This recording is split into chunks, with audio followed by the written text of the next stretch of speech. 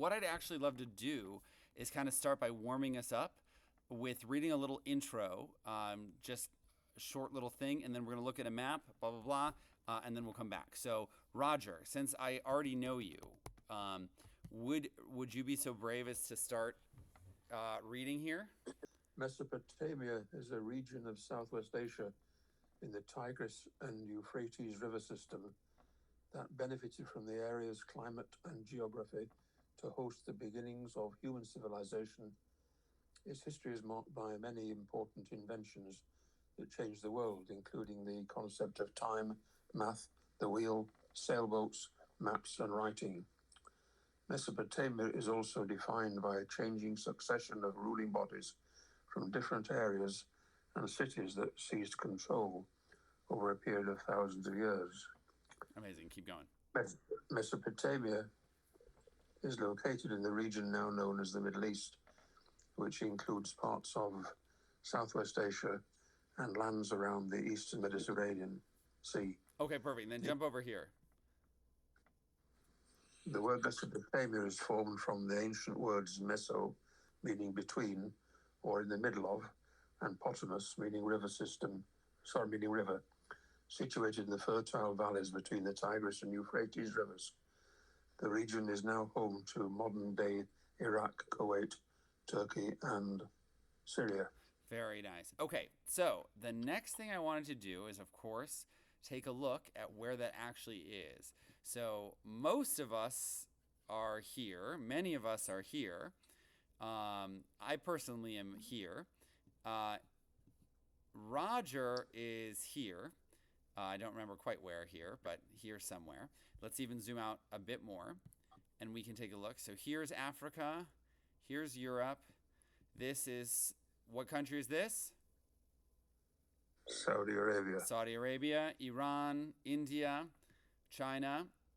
So here's Asia. And so Mesopotamia, ancient Mesopotamia, relative to Europe, not that far away. Oops. So here's Europe. Here's Turkey. Italy, Spain, France, Germany, Sweden, Egypt's here, and ancient Mesopotamia would have been essentially the area in this area. So this is modern Iraq, Syria, the southern part of Turkey, and a part of modern Iran.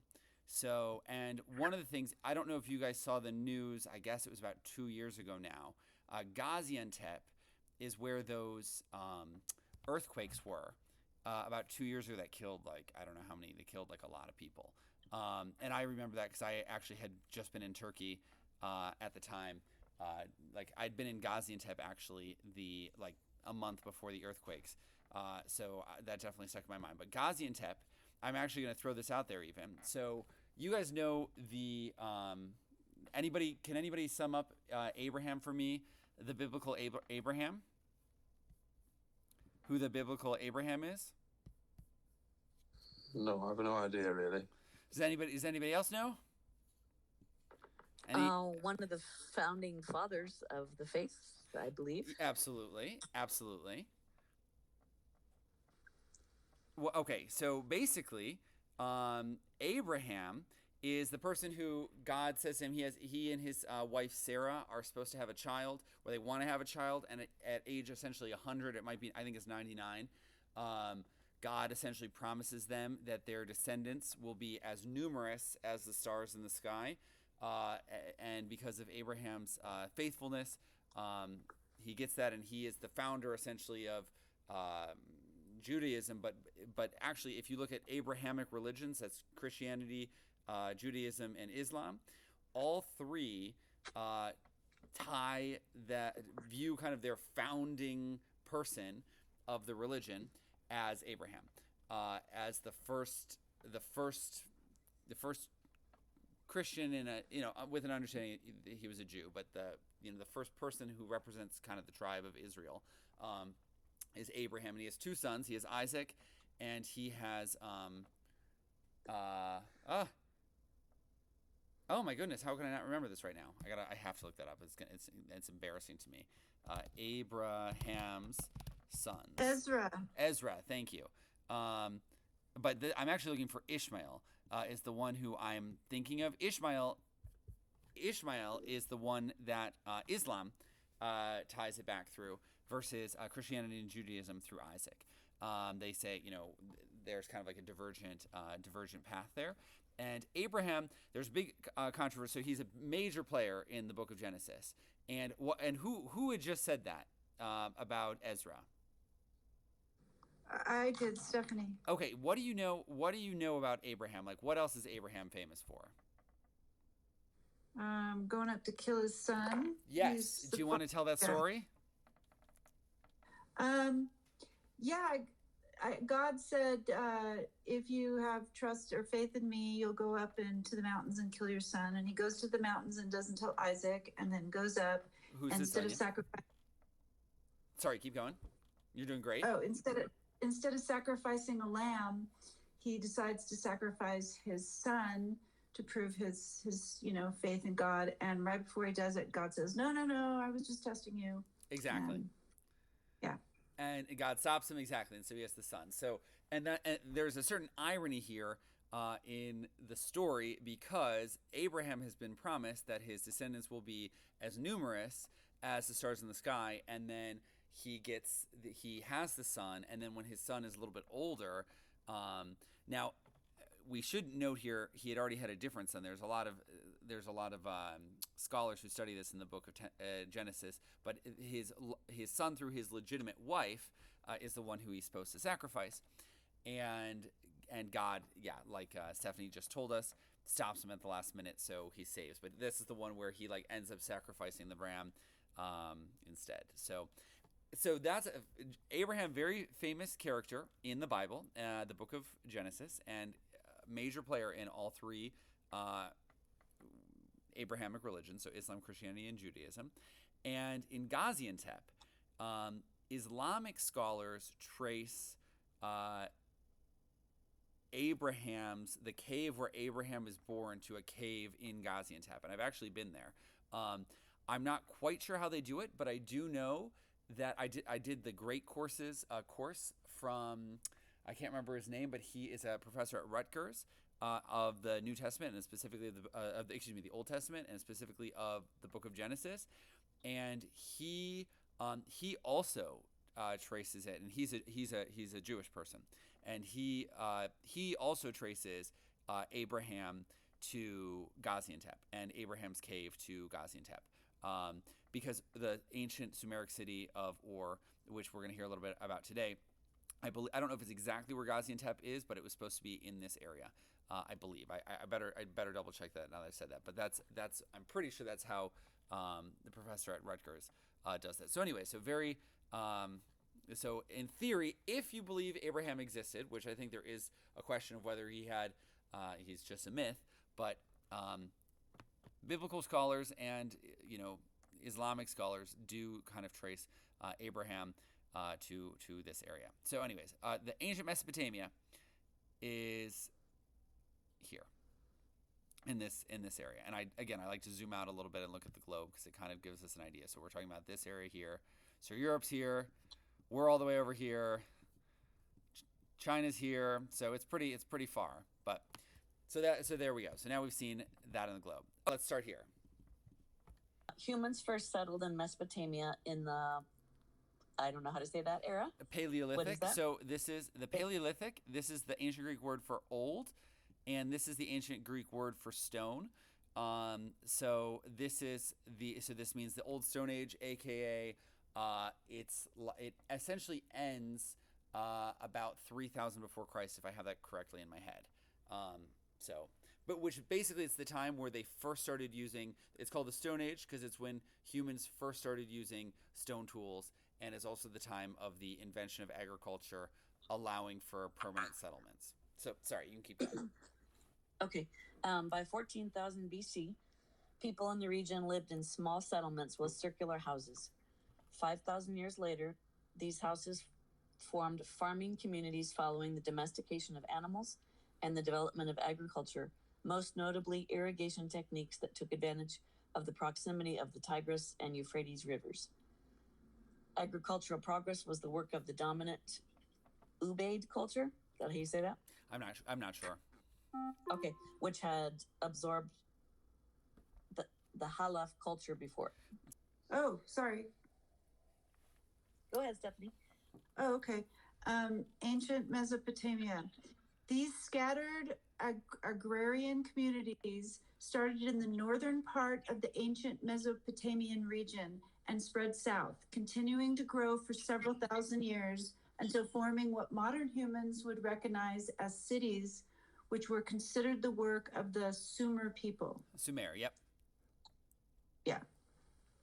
Uruk was the first of these cities, dating back to around 3200 BC. It was a mud brick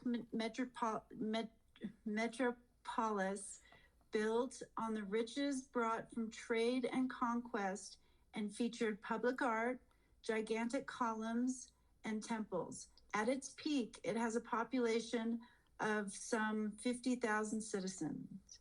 Sumerians are also responsible for the earliest form of written language, cuneiform. Cuneiform, yep. How do you say it? Cuneiform? Cuneiform. Cuneiform, with which they kept detailed clerical records. Amazing. Thank you so much. Great job. So, so a couple things. So the first thing I want to show you, there's a couple things here. So basically, as we talk through ancient Mesopotamia, I'm actually going to go back to our map. We're talking about this. I was showing you a region of the world, right? So I'm showing you this region of the world that's north of modern Saudi Arabia. It's modern Iraq, Syria, Iran. At that time, again, Fertile Crescent is referring to the Tigris and Euphrates rivers, which run through here. My understanding is that this may be wrong, and this is probably easily verifiable. I should probably just ask ChatGPT, but this is coming to my head now. Is that this whole region was much more fertile? Like now, obviously, Iraq. When we think of Iraq, we think of desert, right? My understanding is that a larger portion of Iraq was much more fertile than it is today, and that the desertification occurred. I can't recall exactly when, but essentially in the time after Mesopotamia. But ancient Mesopotamia is referring to this region, right? It's referring to this region, but over a time period. Over a time period of a couple thousand years, we have multiple civilizations that go through it. So it's actually not that dissimilar from, like, if we think of like European history. So like, let me just give you an example. Like, if you come from an American perspective, like, history sometimes seems, in a certain sense linear, because there's certainly at least a narrative, and a reasonably well-founded narrative of, like, continual progress kind of thing. But also, by the way, like, a continual progress towards this current point, which is obviously true in all narratives of history. But my point is, like, if you look at Germany, for example, if we take a look at like modern Germany, which is here, unfortunately, Google Maps is not doing a great job of like showing this. The German state emerges first in like the early 1800s, and you kind of have this fractured history of different European civilizations, or not like civilizations, like government entities, like coming together, breaking apart, from like starting at ancient Rome, like literally as early as ancient Rome. And then you had the Goths in France for a while, who took over big chunks of Germany, and that's in like 200. And then that falls apart, and then there's a second Roman Empire, which is based in Germany. But then and then later also there's like a total breaking apart of all these Germanic speaking regions into like small little city-states. Not city-states, that's an exaggeration.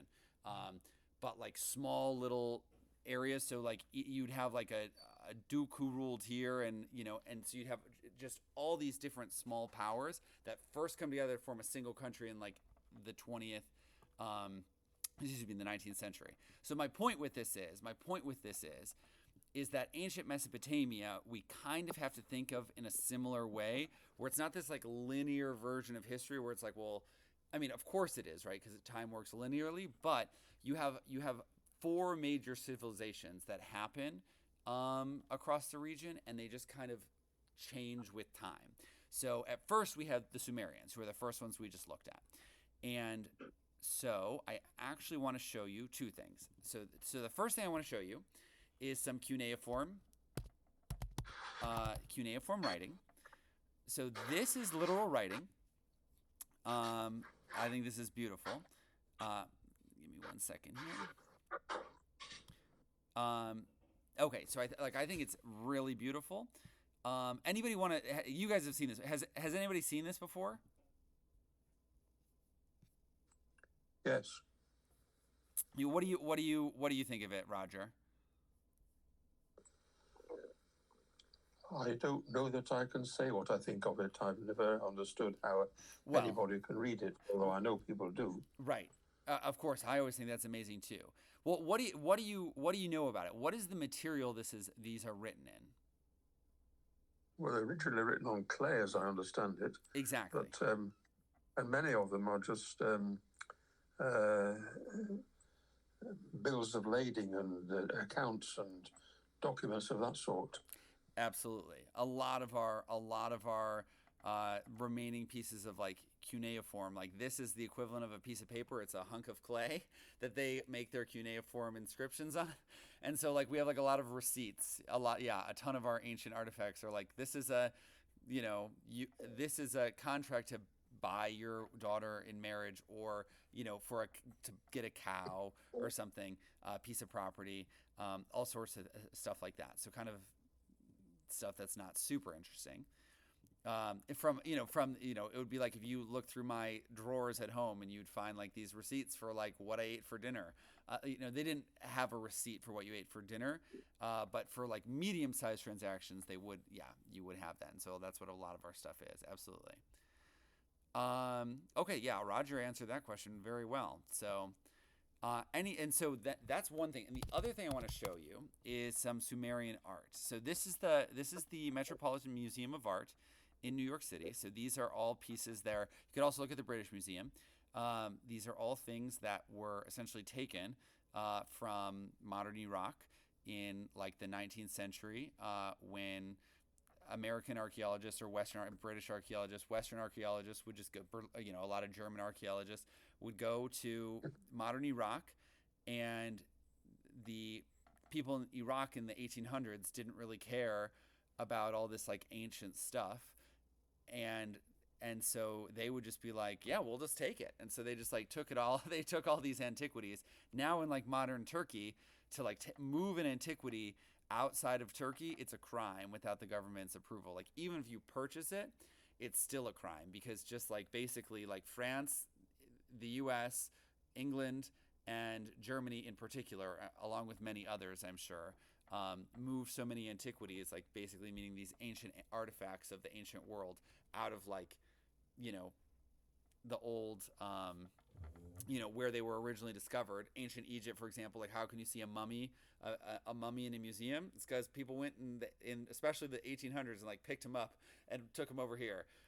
So we could look at them in our museums.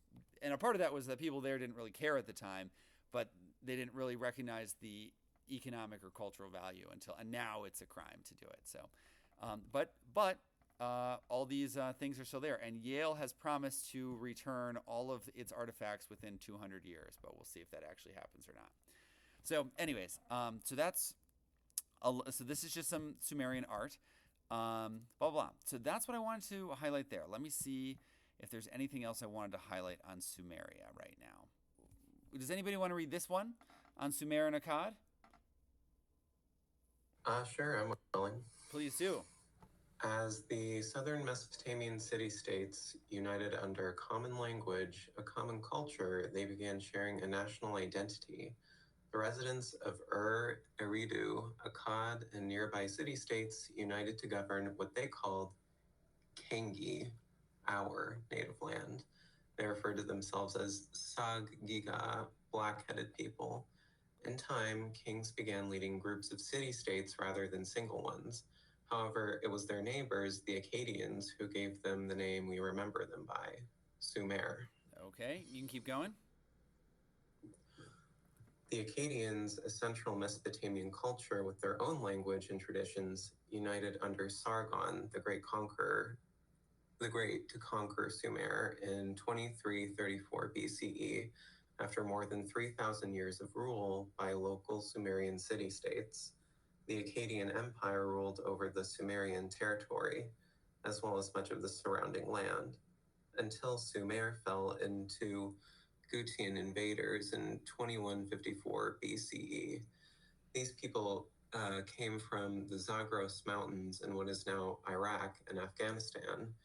Few records exist of the Gutian occupation, most likely because the Gutians either had a different written language or had no written language at all. In 2047 BCE, following a series of rebellions that overthrew the Gutian monarchy, the Sumerian king, Ur-Nammu, returned to power. By that time, the differences between the Sumerians and the Akkadians had disappeared. Akkadian had replaced Sumerian as the primary conversational language, and the concept of an Akkadian civilization as separate political and cultural identity, independent from Sumer, no longer existed. Amazing. Thank you very much. So I kind of want to fill in some stuff that I think is not stuff that we really get when we just kind of read these like texts, but I think one of the things that we need to understand, like a big part of the narratives of history frequently kind of focus on like the transition between empires and governments and blah blah blah. But basically, when it says like when these nearby city-states united to govern, what that means essentially is in the Paleolithic era. So that was a word we looked at, which means the Old Stone Age. Agriculture is invented, and so essentially people are able to come together in groups and live together in groups, because previously people are hunter-gatherers, which means that in order to have food for you and your family, you have to be, to some degree, you can't be too much around all these other people, because they're going to eat all the berries that you're going to find, or they're going to kill all the deer that you're going to be looking for. So you actually needed some amount of space. You couldn't really have a lot of people in a single concentrated area.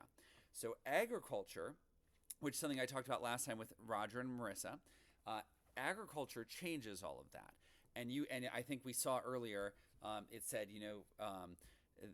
the first city reached like 50,000 people, which today we're not like, wow, a city of 50,000 people. But, thinking about a time where people didn't have the technology to grow their own food, like didn't understand that you could plant seeds in the ground, and then at this time of year you could harvest the crops, and you didn't have the tools to hardly harvest the crops, totally changes your way of life. Instead of migrating around all the time to follow the animals, which is how we ended up getting people on all the continents essentially, out of their homeland of Africa. All of a sudden people are staying in cities, and so what you have at first are city-states.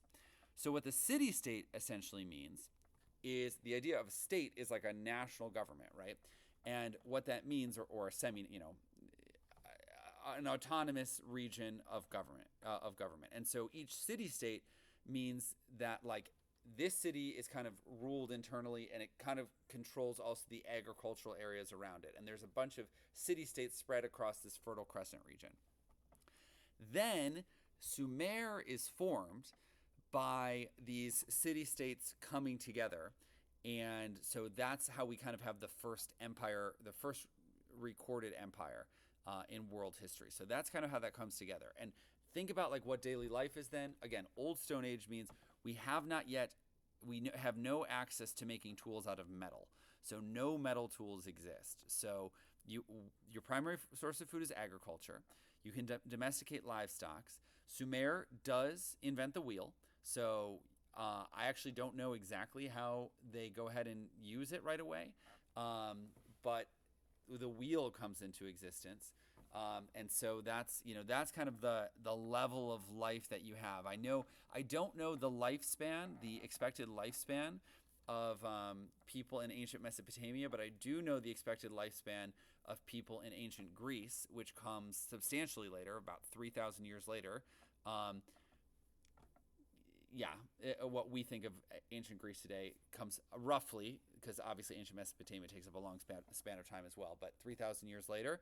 And the average lifespan is, does anyone want to take a guess? No? Does Roger know? I feel like Roger just might know. Depends at what time. It depends at what time you are counting from. If you're counting from birth, then it will be quite a low age range. If you're counting from, say, from the age of, say, 8 or 10, it will be probably a lot longer. Absolutely. So it all depends. That's a good point. No, but I am counting from birth. So, Roger. Then I would say, probably if you're counting from birth, probably about 40. Yes. Wow. Very good. Look at that. I said Roger would know it, and I'm right. So, about 40.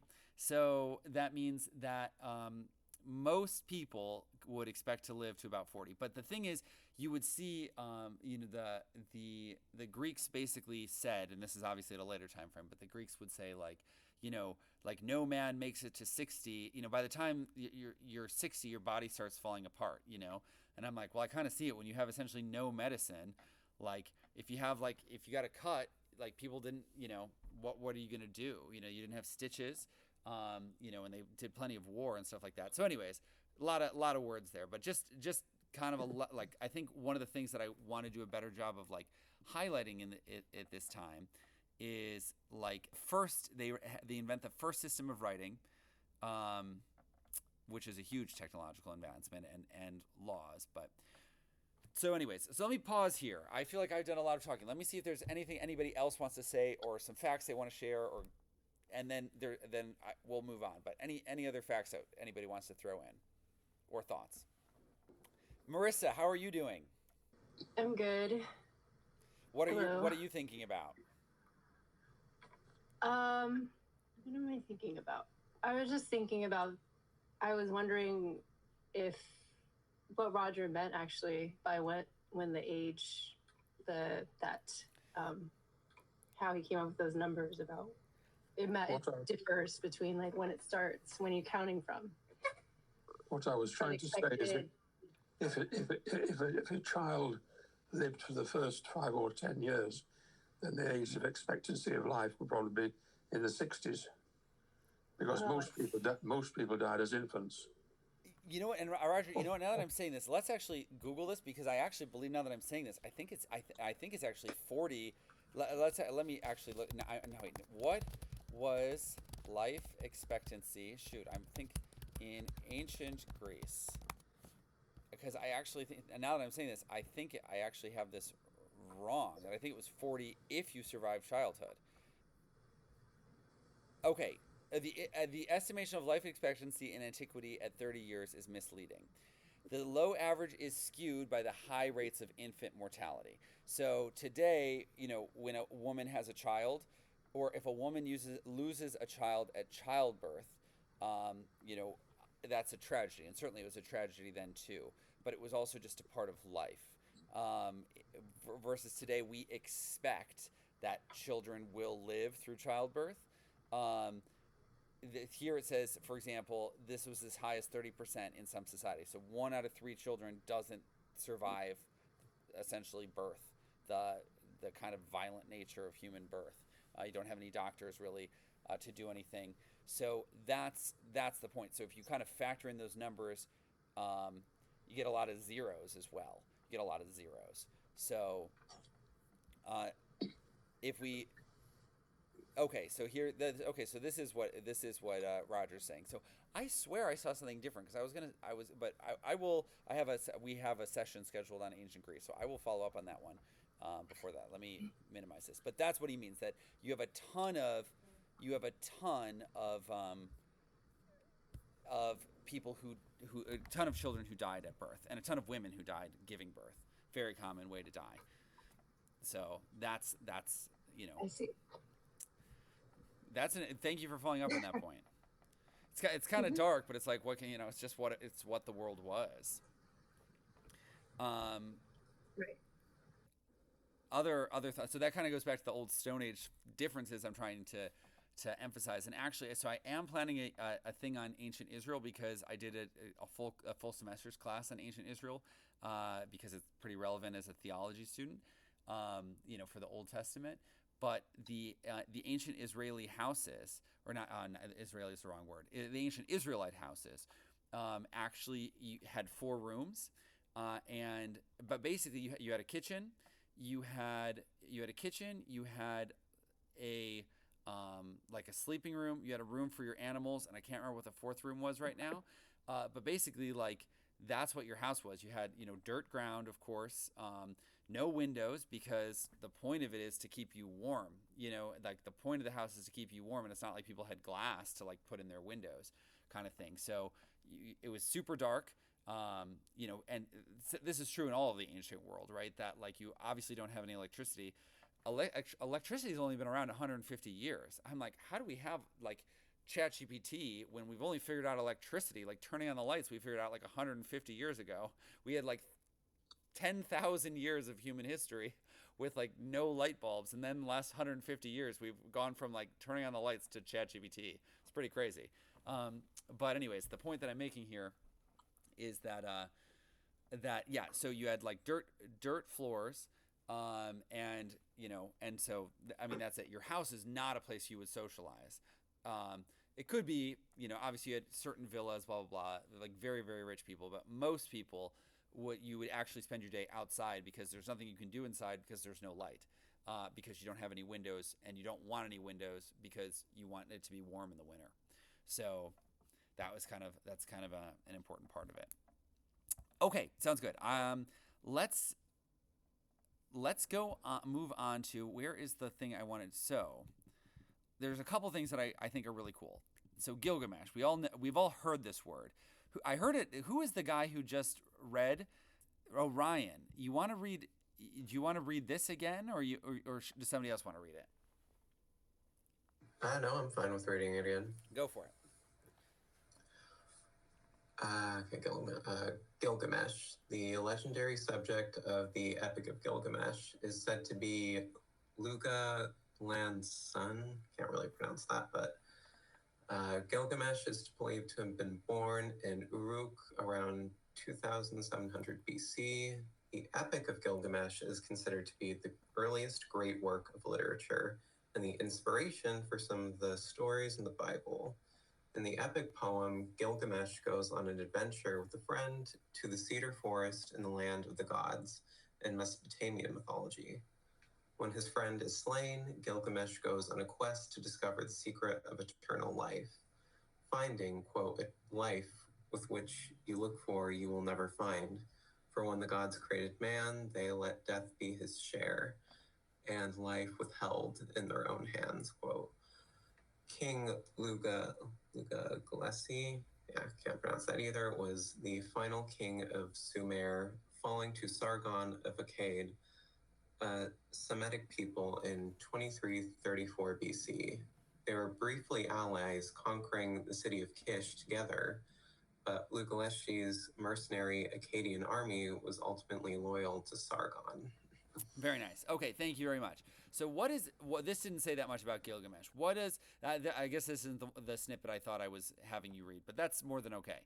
What do you guys know about Gilgamesh? What does anybody know about Gilgamesh? Only what you just read out. Okay. Is nobody else, anybody know some other stuff about Gilgamesh? So I can tell you a little bit about the Epic of Gilgamesh. I've not read it. I did see, so I'm based in Cleveland, Ohio, and I saw there's this world history, this is just a side note again, world history program, or world literatures program at Case Western Reserve, which is the university here, and they have this class where you can learn the basics of cuneiform, I guess. I don't know if it's cuneiform or transcribed cuneiform, so you're reading it in Latin characters, I'm not quite sure, but you learn the basics of Sumerian, and then you read the Epic of Gilgamesh together. It's like a 2-semester class. I was like, wow, that sounds so cool. Probably never going to do it in my life, but just throwing that out there. It's a thing that you can still do today. But the Epic of Gilgamesh, I have not read it, but what I do know, also from that professor at Rutgers of the Book of Genesis, is that Noah's Ark has astounding parallels to the Epic of Gilgamesh. So This was actually discovered at the British Museum in London. I want to say in the 1950s. I may be mistaken about that. It could be as early as the 1850s, but I believe it was quite recent. It was not that long ago. That essentially there was. I don't know if the parts of the epic had been lost, or what the discovery was that allowed the linking between the Epic of Gilgamesh and Noah's Ark, or I don't know if or perhaps it was like a particular wording of the Epic of Gilgamesh. I can't quite recall, but anyways, so Noah's Ark. Can anybody sum up for us? Who is our Abraham expert? Can anybody sum up for us the story of Noah's Ark? God tells Noah that he pretty much hates everybody and he's going to flood them and kill everybody, and to build an ark, and he gives them the dimensions, and he builds an ark and puts two types of animals, male and female, on the ark, and then everybody dies except Moses and his family. And after a couple months, the rain goes away and Moses walks out with his family and he says, "Go multiply." Absolutely. So that's very good. I don't think I don't think it's a huge deal. I don't think God says he hates everybody, but he does say that people aren't listening to him and blah blah blah. So, but one thing a couple of things. So that very close to that exact story is a part of the Epic of Gilgamesh. And floods are obviously something that people were very concerned about in the ancient world. And in fact, in ancient Sumeria and the beginning of ancient Mesopotamia, the two rivers, the Tigris and Euphrates, actually used to flood at irregular intervals, which until people figured out they could build dams and that they should probably build their settlements a little higher, which did mean like you had to walk further to the source of water because you had to like get a bucket or maybe just went down there to drink. I don't know exactly. But your source of water was, of course, the river. And so until people figured that out, actually flooding was a major source of the loss of the first cities on the Tigris and the Euphrates in this region that we're talking about. So water actually in ancient Mesopotamia, I know this from my theology classes, was actually considered, like I think of it as a symbol of life, but they actually considered water as a symbol of death. And there, I guess there is like a certain irony here because obviously water is like so necessary to our lives. Like we say, obviously if you don't have water for like 48 hours to 72 hours, like you can die. Not eating, you can go much longer than water, for example. But certainly also, the sea is, if you get lost in the sea, you're dead as well, or flooding, for example. So it was frequently probably rain as well. I don't know exactly where that metaphor comes from, but I do know that that water was a metaphor frequently for death. And so you have a flood where in the story, in the Epic of Gilgamesh, it's 7 days. In Noah's Ark, it's 40 days probably. If you look at the biblical text, there actually are different numbers, so it's not clearly 40 days. And I think actually, if you look at it in a very honest sense, it's clearly not only 40 days. Different numbers come in at different times. But the typical thing that we hear is 40 days. At the end of Gilgamesh, coming out of the flood, when he gets off they land on a mountain. I can't remember the names of the different mountains that they land on, but Gilgamesh is promised immortality. Noah isn't really promised immortality, but he is kind of promised. He does live like to be like 1,000 or something again. So there's just a lot of parallels that I can't list all for you right now. But what that probably means. This linking between the Epic of Gilgamesh and Noah's Ark probably means that, because I think most of us, if I can say this, it wouldn't really believe that Noah's Ark occurred as it's stated in the Bible, like in a literal historical sense, that God killed everyone on the planet except for these, like whatever it is, 10 people, and then all of humanity is descended again from these 10 people, like just a couple thousand years ago, like doesn't really seem to make sense, right? And so, but what it does mean is that it's an important narrative, like that it's both present in ancient Israel and also present in ancient Mesopotamia means that this is one of those stories that's kind of circling around. Information travels, I guess people travel between different parts of the region. This is a story that's repeated, and it actually becomes a part of other religions as well.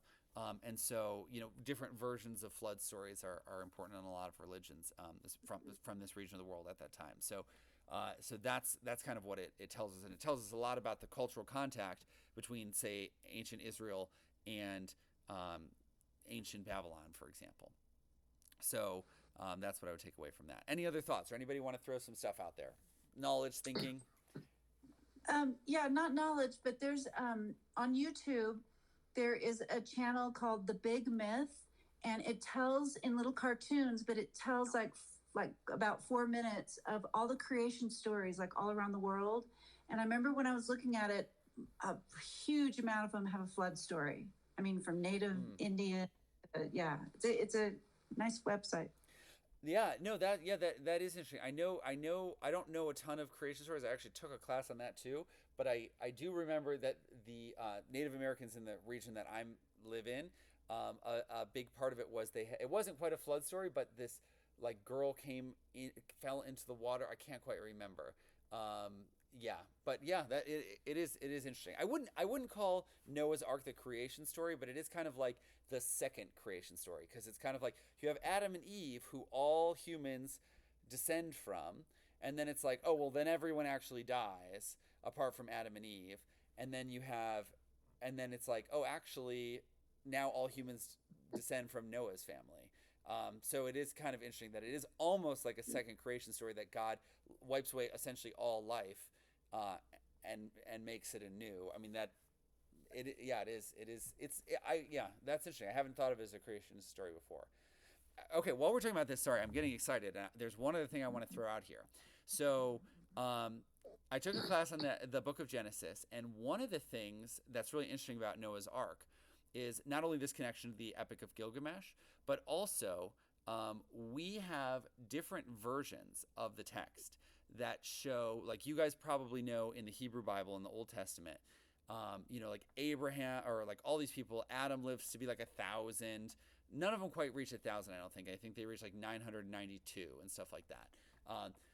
But if you look, actually, if you sum the ages, and they give a lot of numbers in the Bible, like God created them, and you can kind of do math and figure out like when they're supposed to have lived, and how old they were when they had the kid, and blah blah blah. So we have 3 different versions recorded in different versions of the Hebrew Bible that show different things. Different things as a result of the flooding that allegedly occurs with Noah, right? So the first thing, the 3 versions, and I can't recall. I didn't refresh myself on this, but one version essentially shows that like Noah's parents and blah blah blah. If you look at their ages, they all die in the flood. That is one version. So one version is all of like, because in theory Noah doesn't bring his parents on the boat, and he certainly doesn't bring his grandparents or his great great grandparents. And if they're all living to 1,000, that doesn't quite make sense. So you can see that in one version there is like a cutoff where like they all die in the flood. There is another version where they live beyond the flood. I can't remember, or I shouldn't say they live beyond the flood. I believe it's that they don't die in the flood, but maybe die like shortly before it. I can't quite recall. And then there's a third version that this one's like done by like some small Jewish sect. I don't know a ton about it, but that shows basically those numbers indicating that like a small number of them did actually survive the flood, but like a lot of them died, kind of thing. So it's all very interesting. Kind of what you can work out of the text if you just work on those numbers to see who died in the flood, depending on which version of the text you use. So, okay, sorry, that was other thoughts. We'll move on. Okay, I want to switch now to Babylon. We're skipping so 2 other things, like who knows the Code of Hammurabi? I'd love a little refresher on the Code of Hammurabi if somebody would be willing to give it. Marissa, I haven't heard. I can go ahead. Okay, go for it. Wait, sorry, now I lost it. Okay. Go for it. Let's see. Kings were considered deities, and the most famous of these was Hammurabi, who ruled 1792 to 1750 BC. Hammurabi worked to expand the empire, and the Babylonians were almost continually at war. Hammurabi's most famous contribution is his list of laws, better known as the Code of Hammurabi, devised around 1772 BC. Hammurabi's innovation was not just writing down the laws for everyone to see, but making sure that everyone throughout the empire followed the same legal codes, and that governors in different areas did not enact their own. The list of laws also featured recommended punishments to ensure that every citizen had the right to the same justice. In 1750 BC, the Elamites conquered the city of Ur together with the control of the Amorites. This conquest marked the end of the Sumerian culture. Awesome. Okay, so anything you want to say here, or any things that you noticed? Okay, anything, any comments, any comments you want to make? Okay. Nothing that's standing out to me. Okay, that's okay. One thing that Hammurabi is famous for is kind of the invention of, in theory, the rule of law, right? So the rule of law is this important concept in legal philosophy, which states that, like, essentially it's not like a person who rules, it's like the law. So, you know, the law says if you do this, this will happen, and so if you do this, this will happen, and if you don't do this, you know, you won't. So that's kind of the idea of the rule of law.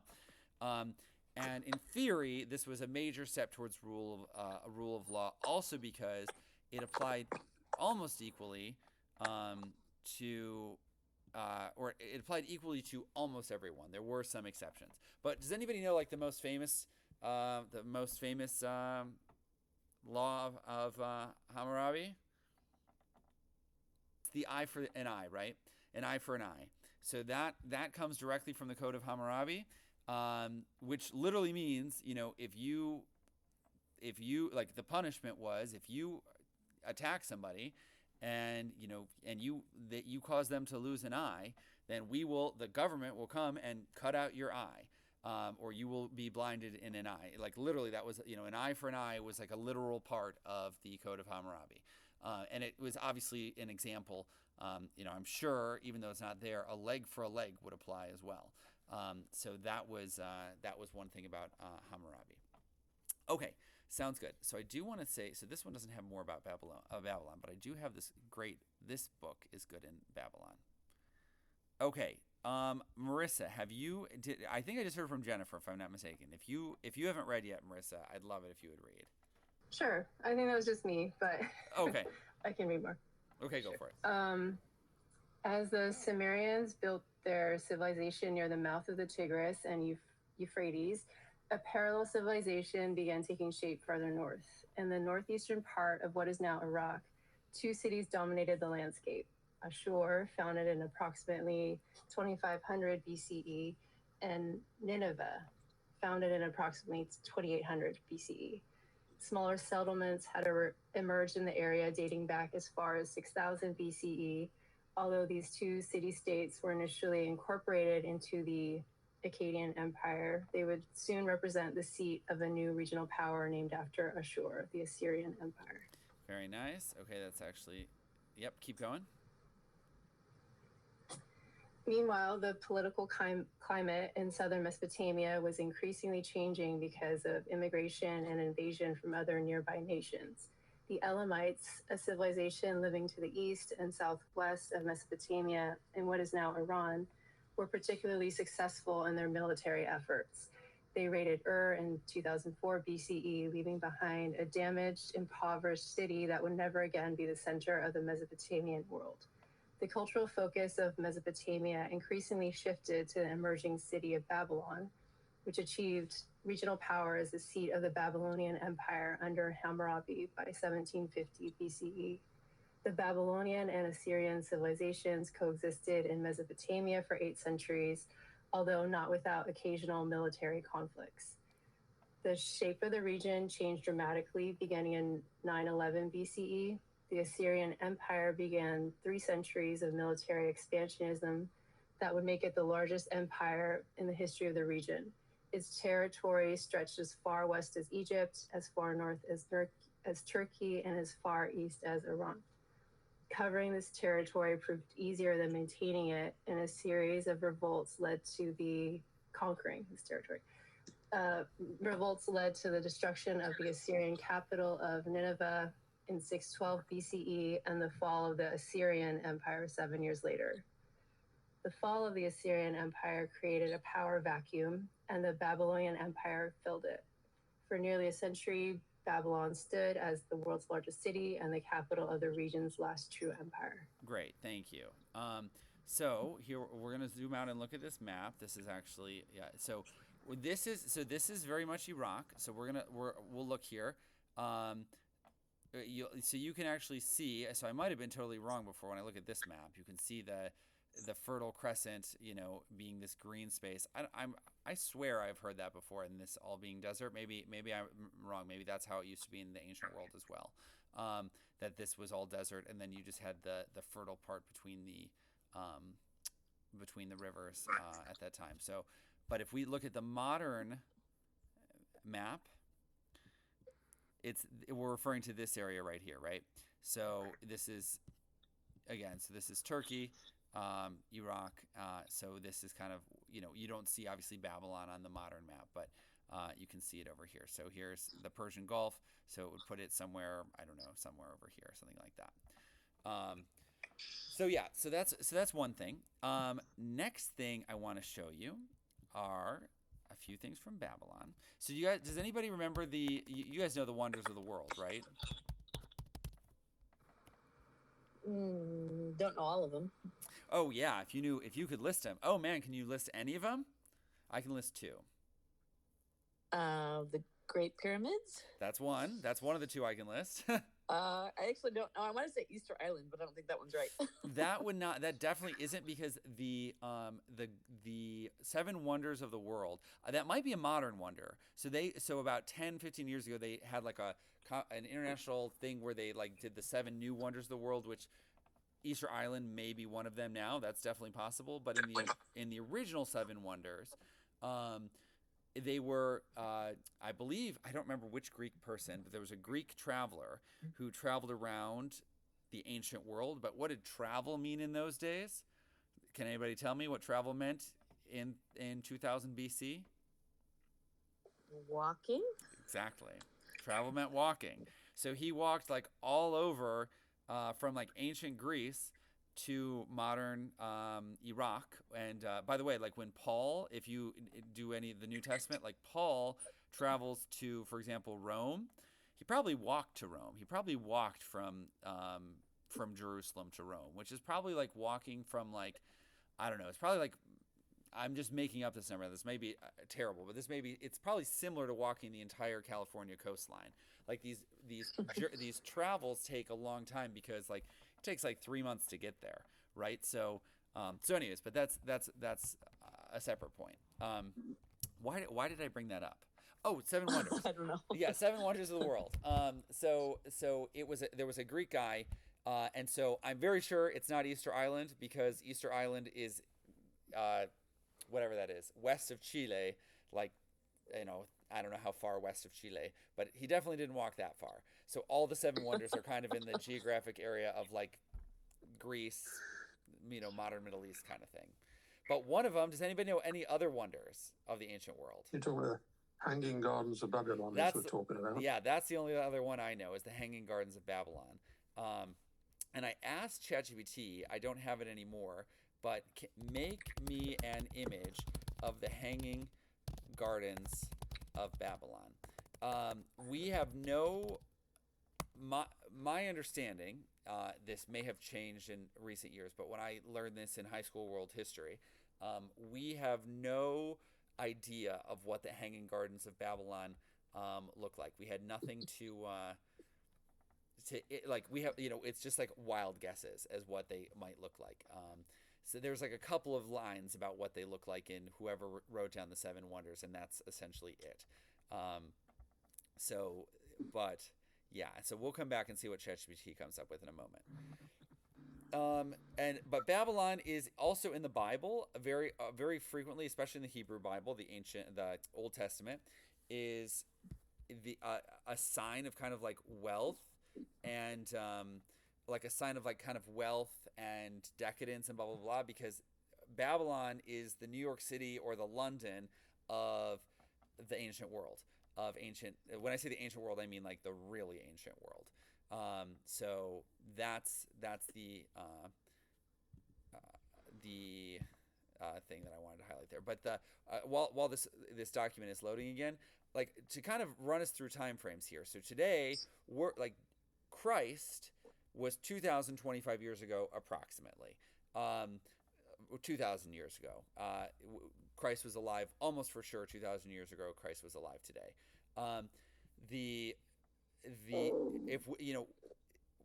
So the Sumerians would have fallen. Oh shoot! Now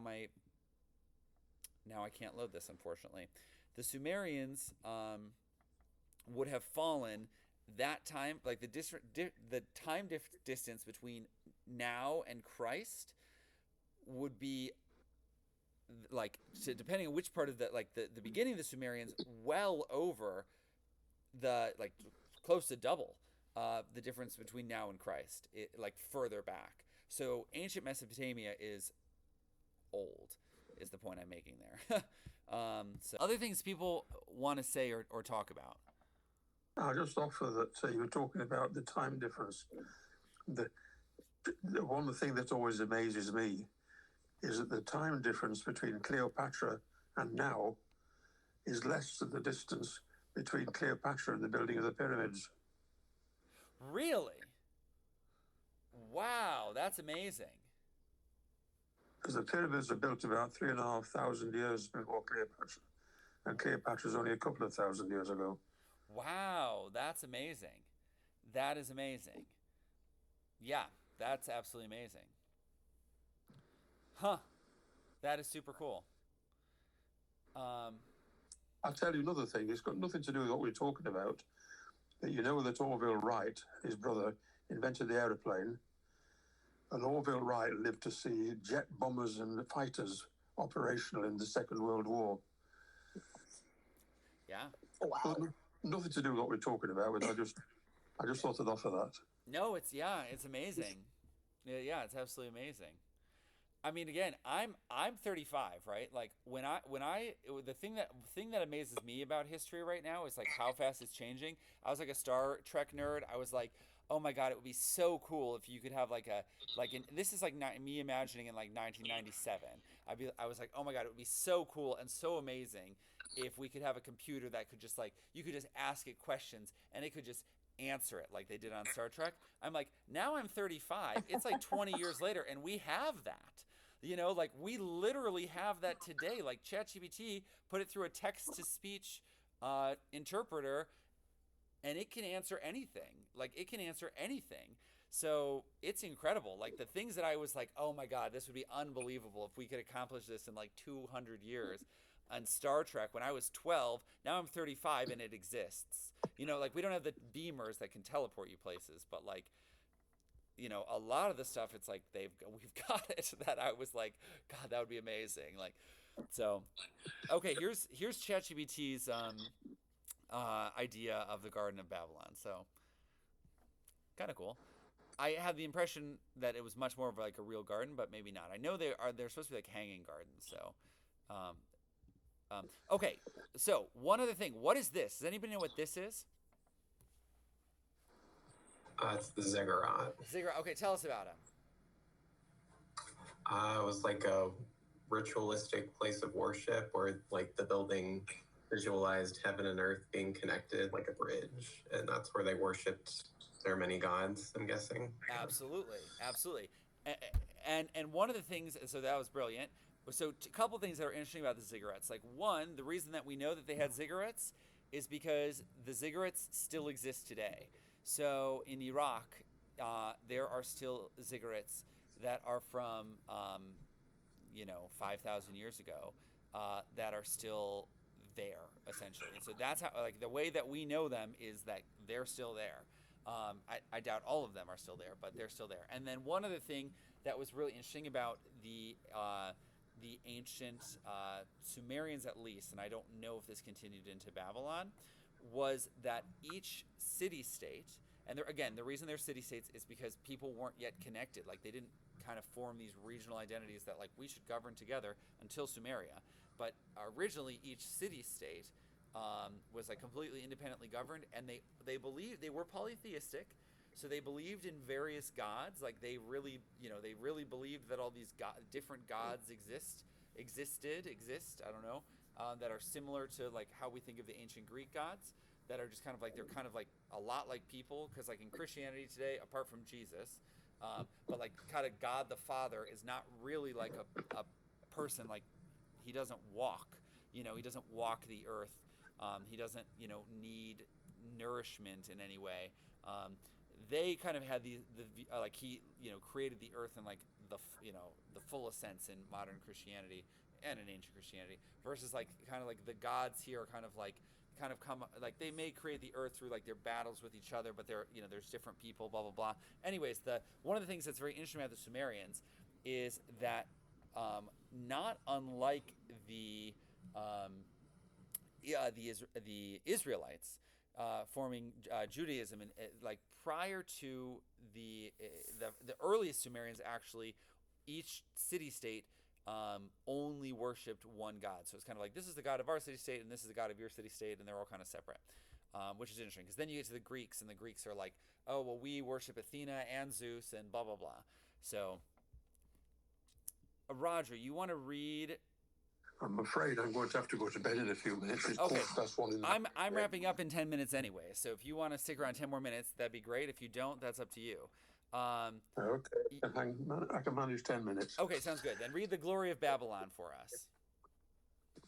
As human civilization began spreading beyond southern Mesopotamia, the city of Babylon in central Mesopotamia slowly began to replace the former cities of Sumer and the area's cultural and economic center. The city had originally been founded in approximately 2290 BC as a small Sumerian settlement. Although it continued the cult tradition of Sumer, Babylon soon began to take on characteristics political scientists would associate with a major city today: wealth, infrastructure, cultural diversity, and a complex system of law. By the time it had reached its peak under Nebuchadnezzar II, who reigned from 605 to 562 BCE, Babylon had arguably become Mesopotamia's first metropolis. Ur, established in approximately 3800 BCE, was important, but none of the cities of southern Mesopotamia were ever as large, diverse, or as successful as Babylon.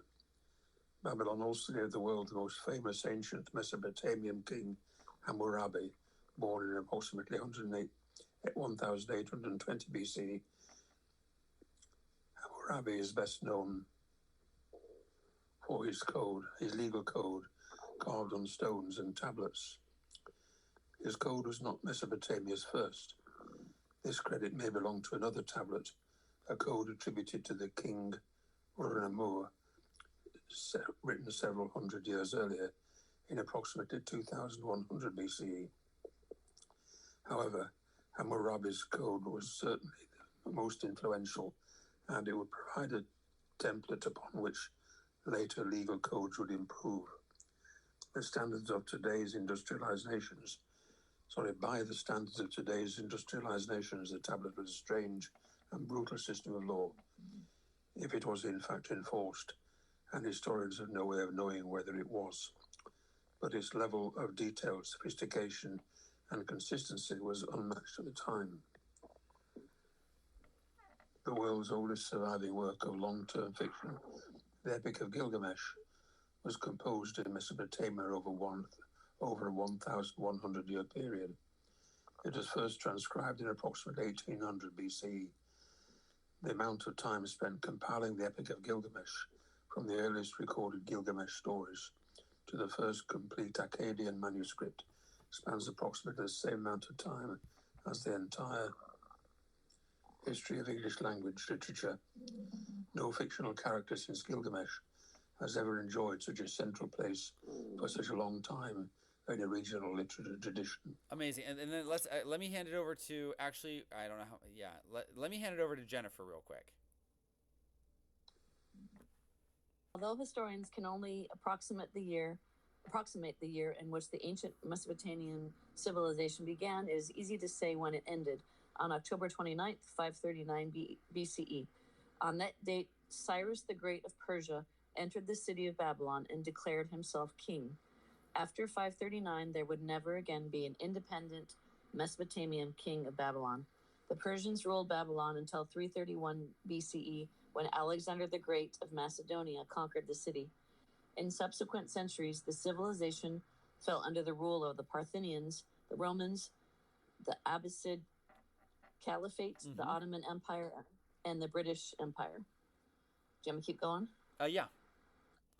By the time Iraq won its independence in 1932, the regional identity associated with Mesopotamia's ancient empires had long since been worn away by 2,500 years of foreign occupation. Very nice. Okay, wonderful. So,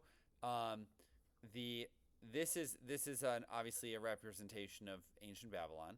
How accurate it is, we don't know.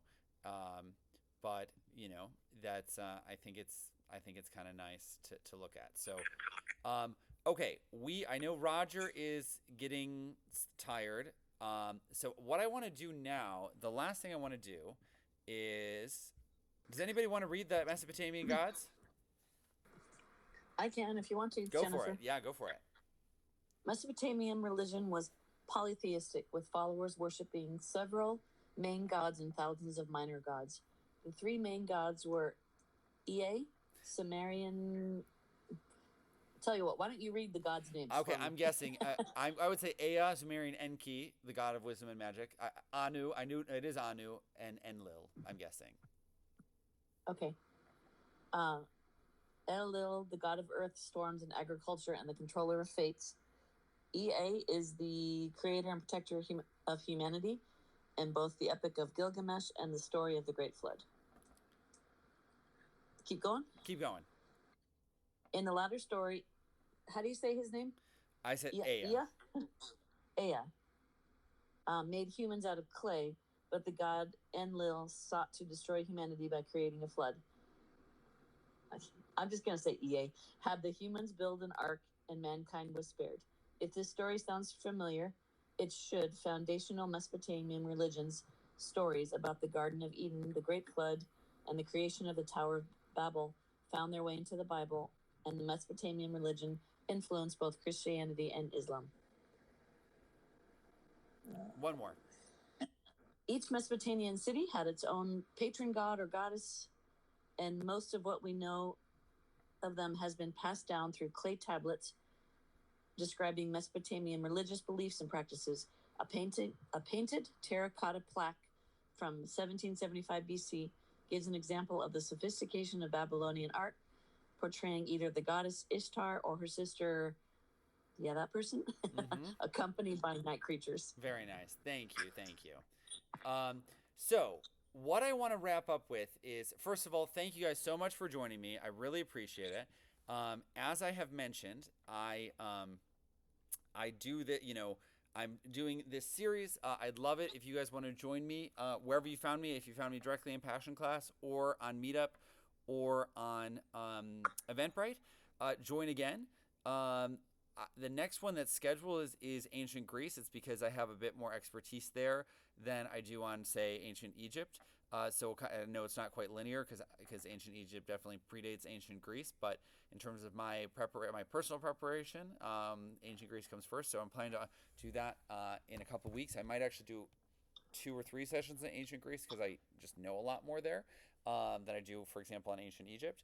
But yeah, and then I'm planning to do Ancient Israel as well. So that's one thing. The next thing I want to do is I want to say I appreciate it. Let me know what do you guys want to talk about? That's kind of what I want to open this up and be like, what do you we've got 5-10 minutes together. What do you guys want to talk about?